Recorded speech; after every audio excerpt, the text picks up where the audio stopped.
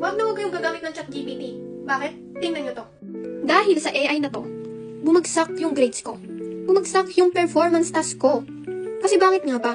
Kasi nga, nadedetect niya. Nadedetect ng AI tong sagot na to. Tignan nyo Ayan. Ika-copy ko to tapos i-paste ko dun sa AI detector. Ayan Okay na yan. Tapos, copy natin. Tapos pupunta ako ng AI detector. Panoorin nyo ito mabuti. Tapos ipe-paste natin. Pagka-paste ko, tignan nyo na lang talaga. Grabe nakaka-stress. Nagdag-stress pa sa students.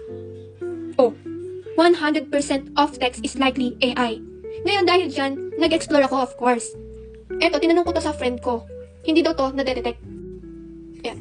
Tapos, ano lang natin, give me an essay, 80 words up about oceanic. Ayan, tingnan nyo.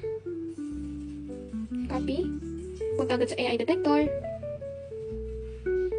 Tapos paste natin. Detect AI. Ayan, nakikita nyo, detect AI. Ayan. Ano na be? Uy! Ano na talaga?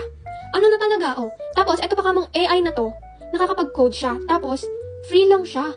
Like, saan ka makakahanap ng free? While etong ChatGPT, kailangan pa ng kinemerot. Login. So, ano na be? Gusto mo ba ng ganito? Gusto mo ba ng ganyan? Ayan, the oceans kinemerot. Ngayon, ang gagawin mo, i-try mo na